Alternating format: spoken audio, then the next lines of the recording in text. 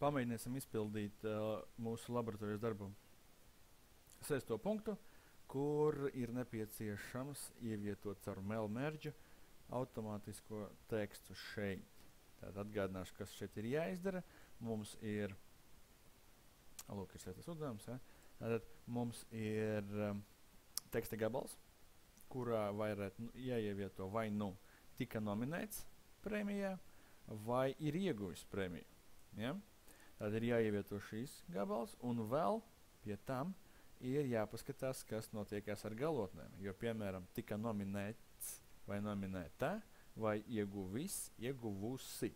Ja? Tātad šie te 3 gadījumi mums jāapskata. Ne? Kā, ko, kādā brīdī likt. Labi, tātad, kas man jau ir izdarīts? Man ir diploms.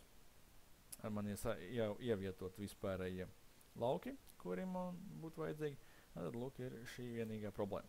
Ok, labi, ar ko mēs sākam? Sākam ar pirmo soli. Pirmais solis ir vienkārši ieliekam vai nu nominēts, vai nu ieguvis. Ja? Tad kā mēs to daram? Caur rules, if, then, else. Ja? Šādi.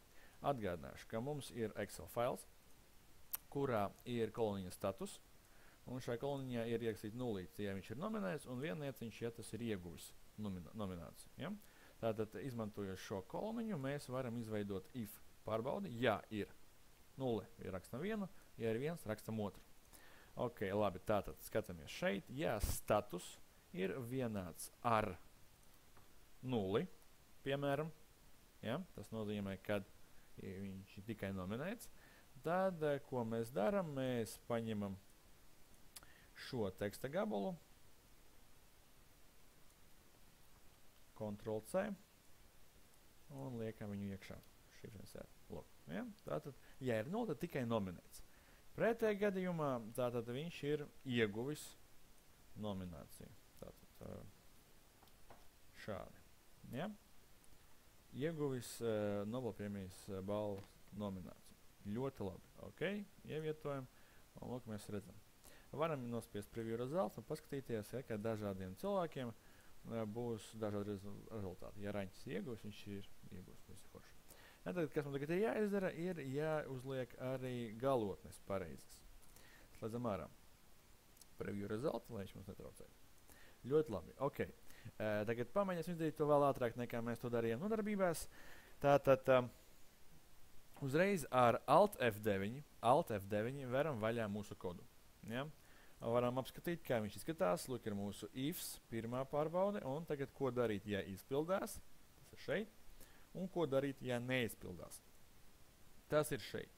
Ok, lai liek neterēt laiku, mēs saprotam, ka nominēt paliek bez izmaiņām, bet S un A mēs liekam balstoties uz loģisko pārbaudi.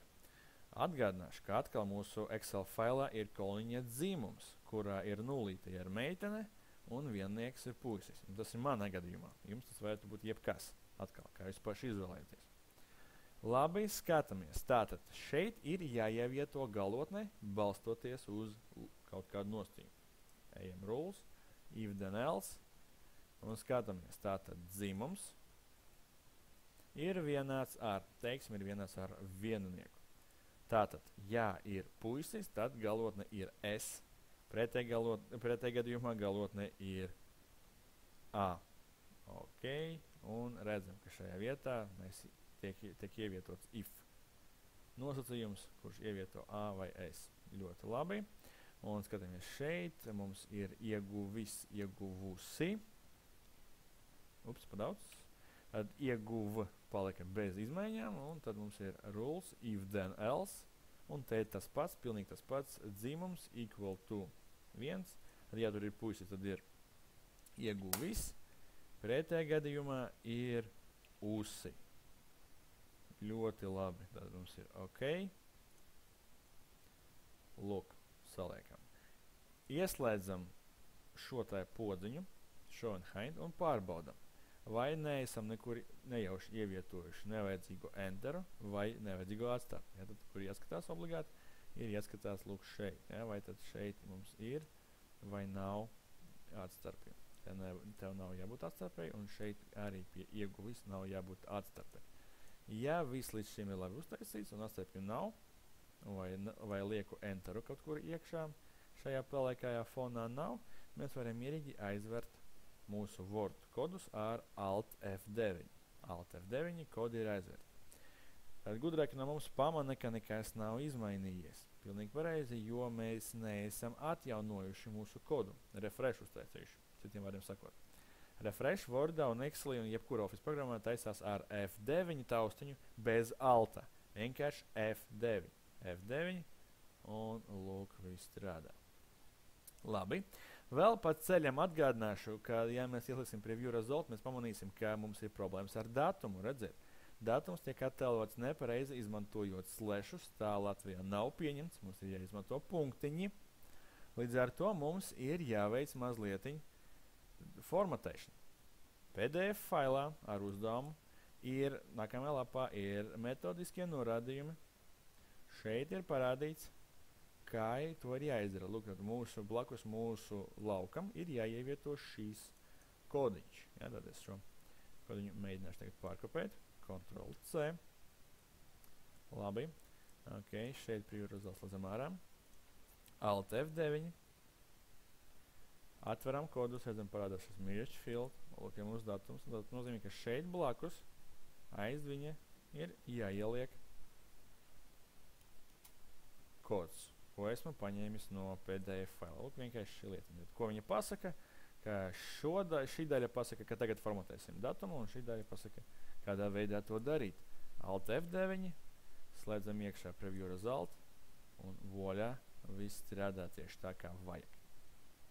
Ja? Pēdējais solis ir uztaisīt finish and merge, edit individual document, all, ok, un mums tik uztaisīts jauns fails, letters 1. Jā, un mēs redzam, ka tur ir 18 diplomi salikti, un katram ir pareizā galotne un pareizā darbība.